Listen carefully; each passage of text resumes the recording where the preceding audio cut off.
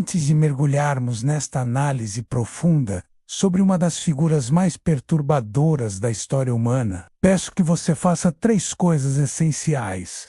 Primeiro, deixe seu like, para que este conteúdo educacional e filosófico alcance mais pessoas que buscam compreender os mecanismos do mal na história. Segundo, inscreva-se no canal e ative o sininho, porque entender o passado é fundamental para proteger o futuro. E terceiro, compartilhe este vídeo com alguém que valoriza análises históricas e filosóficas profundas, porque as lições mais importantes da humanidade devem ser preservadas e debatidas. Introdução.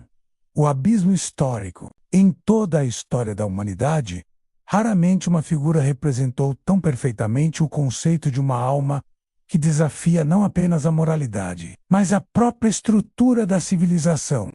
O Adolf Hitler não foi apenas um ditador cruel, foi uma manifestação histórica daquilo que Dante jamais imaginou. Uma alma tão corrompida que transcendeu todas as categorias tradicionais de mal e justiça. Como Hannah Arendt observou em Eichmann, em Jerusalém, o problema com os mentirosos é que eles levam as mentiras a sério.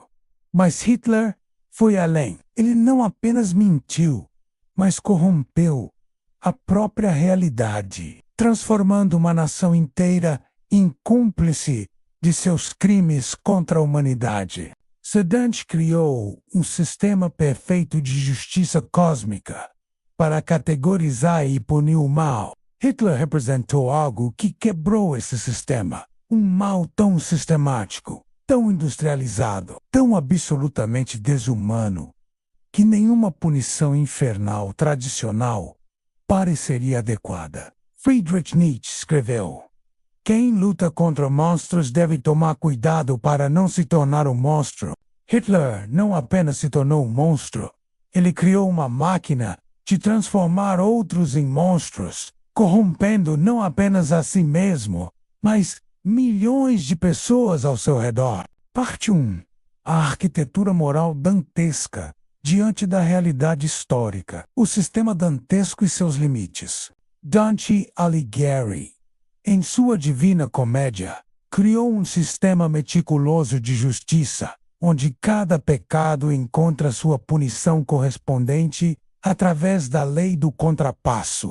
Como ele escreveu no canto 3 do Inferno: Justitia mosse o mio alto fattore. A justiça moveu meu alto Criador. Mas como categorizar um homem que orquestrou o assassinato sistemático de 6 milhões de judeus, além de milhões de outras vítimas? Em qual círculo do inferno colocaríamos alguém que não apenas cometeu traição, mas criou um sistema industrial de extermínio? Hitler e os círculos infernais. Uma análise impossível. Se começarmos pelos ciclos superiores do inferno dantesco, vemos imediatamente como Hitler transcende qualquer categoria simples.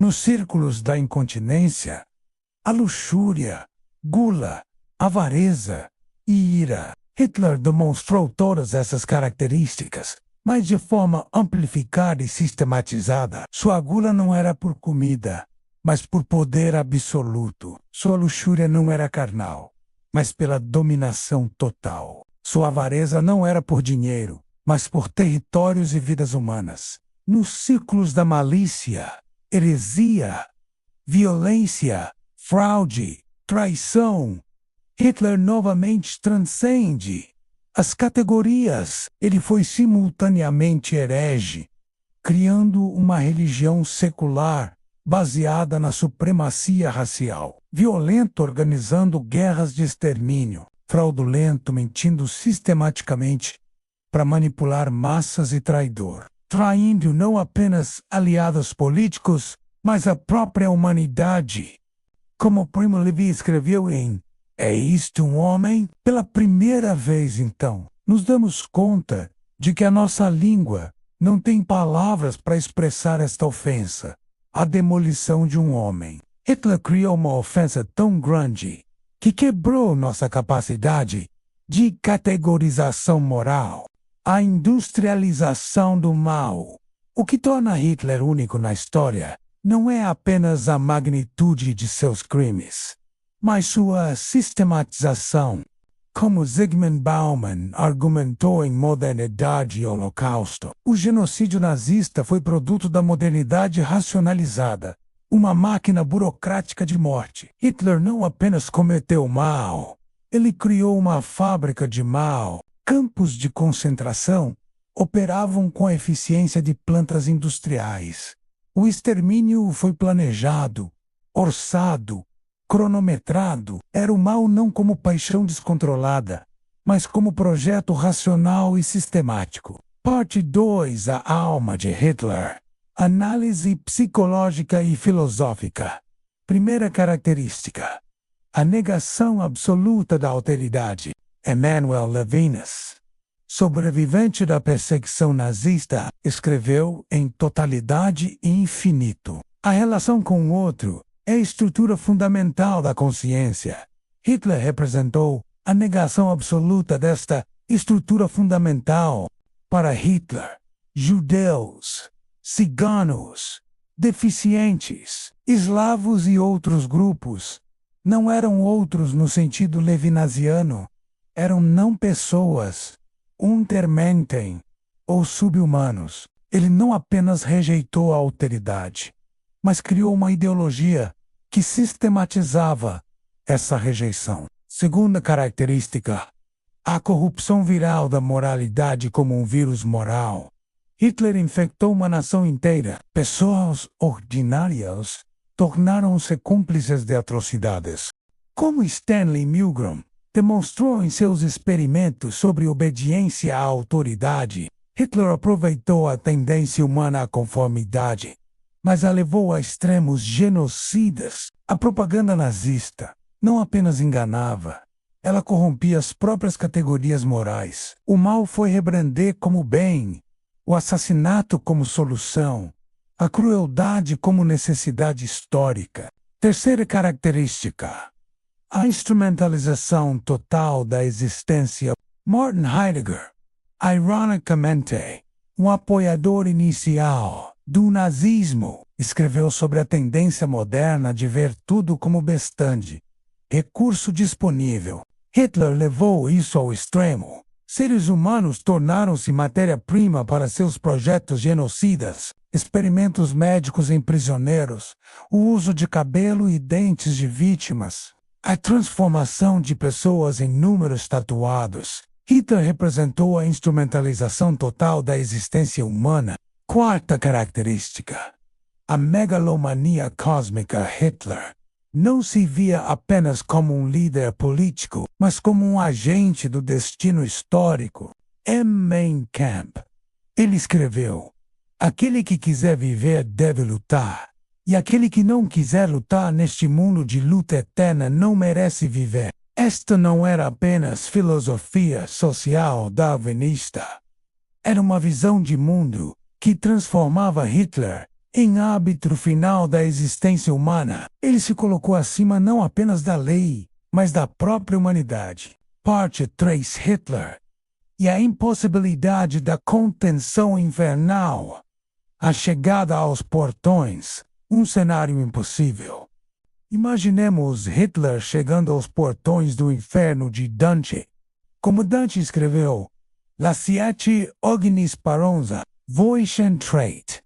Abandonai toda esperança, vós que entrais. Mas Hitler já havia abandonado a esperança, não a sua própria, mas a da humanidade. Minos, o juiz infernal, descobriria que sua cauda não pode classificar alguém cujos crimes transcendem as categorias tradicionais de pecado. O problema da classificação.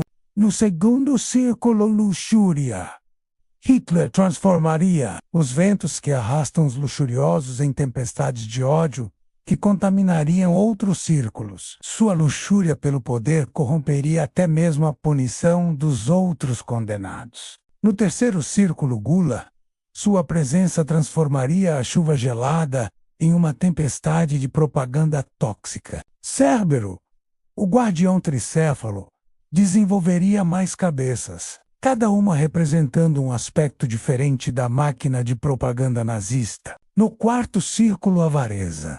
Os pesos eternos que avaros e pródigos empurram se multiplicariam, representando o peso morto das vítimas do Holocausto. A própria estrutura do círculo começaria a colapsar sob o peso moral dos crimes nazistas. A corrupção dos guardiões infernais. Cada demônio que tentasse conter Hitler descobriria sua própria natureza corrompida. Como Dante descreve no Canto 21, os demônios de Malebolge são cruéis, mas ainda servem à justiça divina.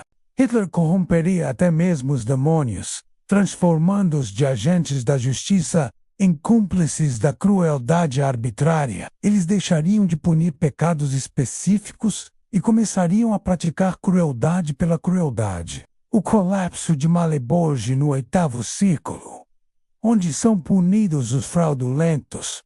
Hitler causaria uma catástrofe total. Sua presença misturaria todos os tipos de fraude. Transformaria sedutores em propagandistas genocidas. Converteria aduladores em funcionários da máquina de morte. Faria simoníacos venderem não apenas cargos espirituais, mas almas humanas. Transformaria semeadores de discórdia em arquitetos de genocídio. Todo o sistema cuidadosamente ordenado de Malebolge entraria em colapso, criando um caos que refletiria o caos moral que Hitler trouxe ao mundo. Parte 4. As tentativas desesperadas de contenção. Primeira tentativa. O isolamento absoluto. O inferno tentaria criar um 10º círculo especial, isolado de todos os outros.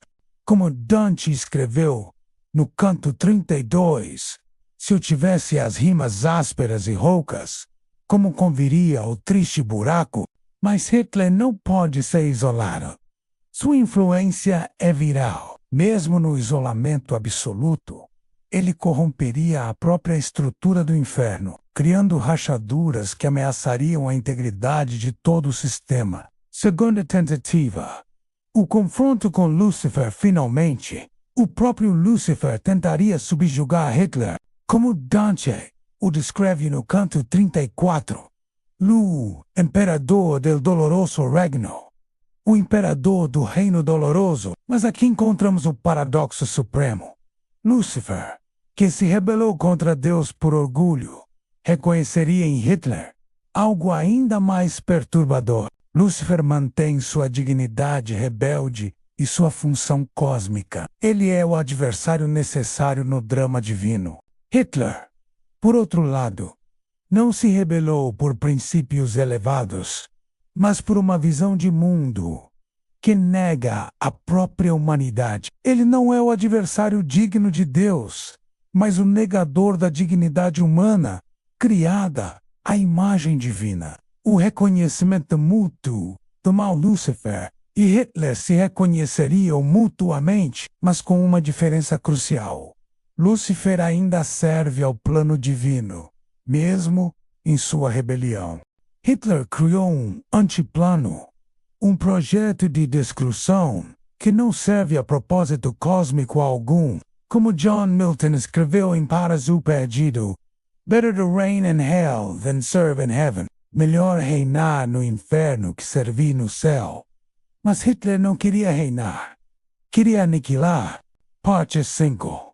As teorias do destino impossível de Hitler. Teoria 1.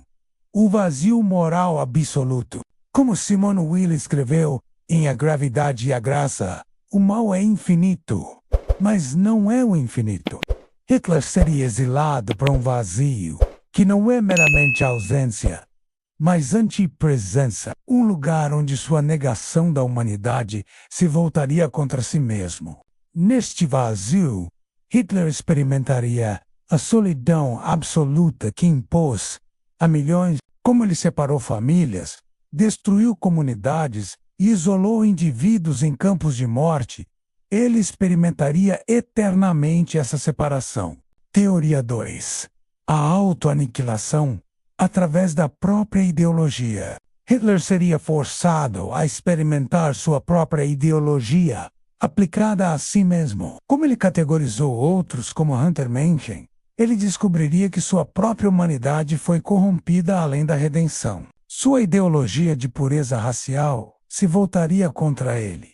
Ele seria eternamente rejeitado por não ser puro o suficiente, experimentando a ansiedade e o terror que impôs sobre outros. Teoria 3. O inferno das vítimas. A terceira teoria propõe que Hitler seria confrontado eternamente com as faces e histórias de cada uma de suas vítimas. Como ele as desumanizou, ele seria forçado a confrontar sua humanidade plena. Cada criança morta em câmara de gás, cada família separada e cada vida destruída, todas estariam presentes simultaneamente, não como acusadores, mas como testemunhas da dignidade humana que ele tentou negar. Teoria 4. A prisão da própria consciência. Como Dostoiévski explorou em Crime e Castigo, a consciência pode ser a prisão mais terrível. Hitler seria aprisionado eternamente na consciência plena de seus atos, sem a possibilidade de autojustificação ou negação. Toda a propaganda, toda a ideologia, toda a estrutura mental que permitiu seus crimes seria removida, o deixando face a face com a realidade nua de suas ações. Parte 6. Reflexões históricas e filosóficas. O livre-arbítrio e a responsabilidade histórica, como Isaiah Berlin argumentou em dois conceitos de liberdade. Hitler representa o exemplo extremo de como a liberdade pode ser usada para destruir a liberdade. Ele usou sua liberdade para negar sistematicamente a liberdade de outros. Isto levanta questões profundas sobre os limites do livre-arbítrio. Existe um ponto onde as escolhas se tornam tão más que transcendem a categoria normal de escolha moral. A banalidade do mal e sua superação. Hannah Arendt cunhou o termo banalidade do mal para descrever Eichmann, mas Hitler transcende até mesmo esta categoria. Ele não foi apenas burocraticamente mau, foi criativamente, sistematicamente e ideologicamente mau. Como Theodor escreveu, escrever poesia após Auschwitz é bárbaro. Hitler criou uma ruptura na continuidade moral da humanidade que ainda estamos tentando compreender. O problema da memória e do esquecimento, como Elie Wiesel observou, o oposto do amor não é o ódio, é a indiferença. Hitler não apenas odiou, ele tentou criar indiferença sistemática à dignidade humana. Sua punição infernal deveria incluir a impossibilidade do esquecimento tanto de seus crimes quanto da humanidade de suas vítimas. Parte 7. Paralelos literários e históricos. Hitler e os grandes vilões da literatura. Iago, Otelo. Como Iago, Hitler foi um mestre manipulador, mas em escala nacional. Enquanto Iago destruiu algumas vidas, Hitler destruiu milhões. Macbeth. Como Macbeth, Hitler foi consumido pela ambição, mas sua ambição não era apenas por poder pessoal, era por remodelação racial da humanidade. Mefistófeles Faston. Como Mefistófeles, Hitler ofereceu soluções que corromperam aqueles que as aceitaram. Mas enquanto Mefistófeles tenta almas individuais, Hitler corrompeu uma nação inteira. Hitler e os outros tiranos históricos.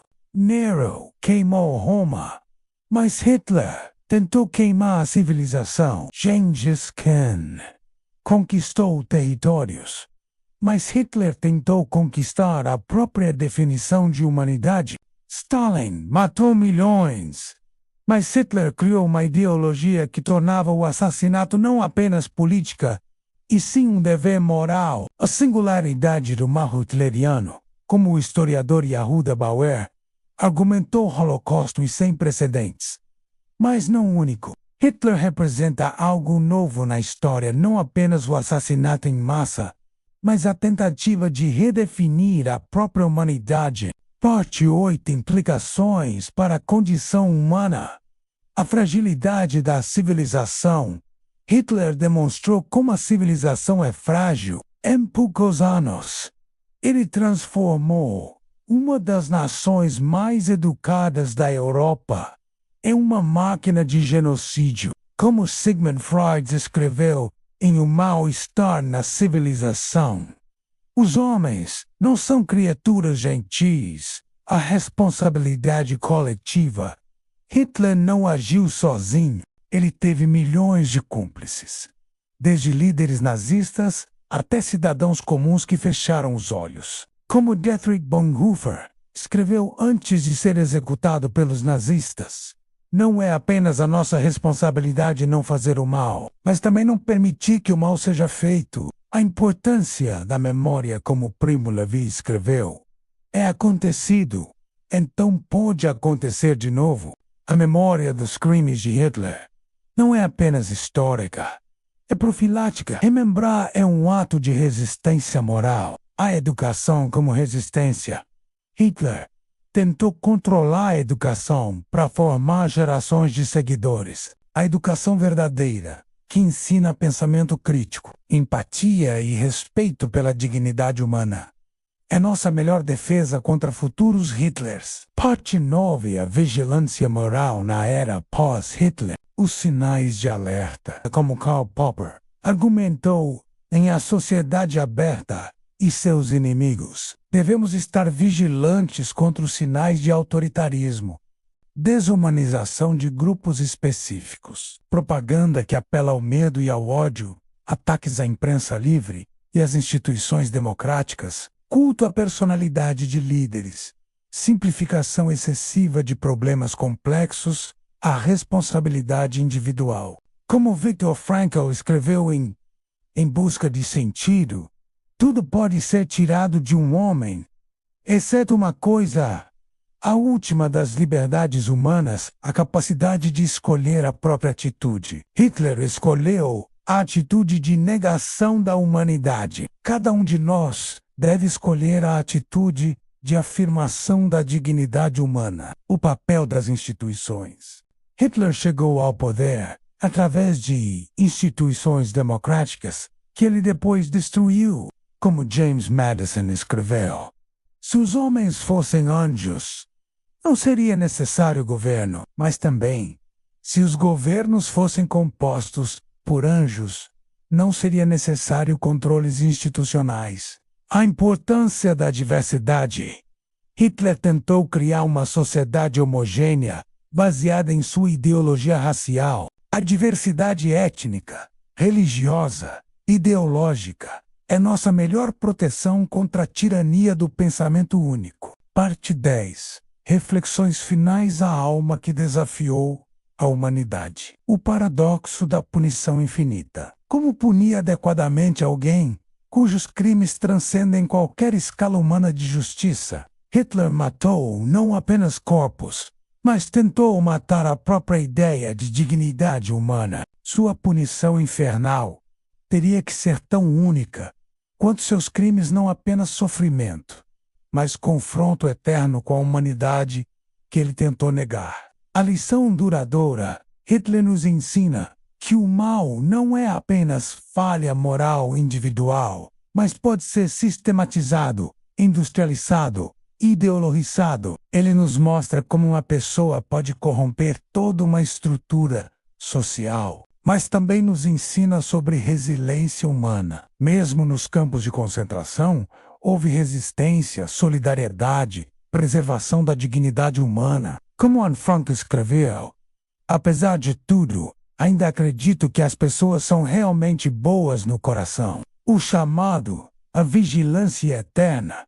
Como Thomas Jefferson disse, o preço da liberdade é a vigilância eterna.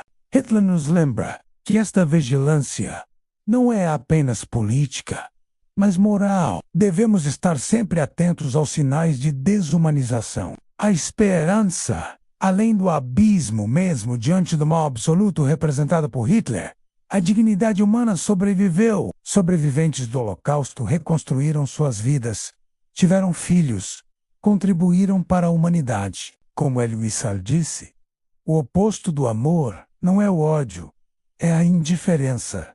O oposto da arte não é a feiura, é a indiferença. O oposto da fé não é heresia, é a indiferença. E o oposto da vida não é a morte, é a indiferença. Hitler tentou criar indiferença total.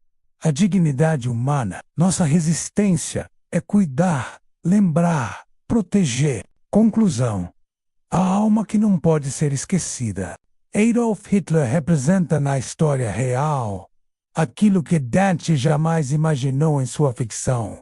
Uma alma tão corrompida que transcende qualquer sistema tradicional de justiça ou punição. Ele não foi apenas um criminoso. Foi um negador da humanidade, um corruptor da civilização, um criador de sistemas de desumanização. Como começamos com Nietzsche, assim terminamos. Hitler olhou para o abismo e se tornou o abismo, mas nós, que estudamos sua história, devemos tomar cuidado para não sermos consumidos pelo abismo que contemplamos. A memória de Hitler e seus crimes não deve nos levar ao desespero, mas à determinação de proteger a dignidade humana, de resistir à desumanização, de educar as gerações futuras sobre os perigos do autoritarismo. Como Dante concluiu sua jornada com o amor que move o sol e as outras estrelas, nós devemos concluir nossa contemplação do mal absoluto com a afirmação do amor que move a humanidade em direção à justiça, à compaixão e à proteção mútua. Hitler tentou negar esse amor primordial. Que nossa lembrança de seus crimes fortaleça nossa determinação de nunca permitir que tal negação aconteça novamente. A alma de Hitler nos ensina que o mal pode ser mais profundo do que imaginamos, mas também nos ensina que a vigilância moral, a educação e a proteção das instituições democráticas são essenciais para proteger a humanidade de si mesma. Se esta análise histórica e filosófica ampliou sua compreensão sobre a importância da vigilância moral e da proteção da dignidade humana, peço que você faça 4 ações imediatas.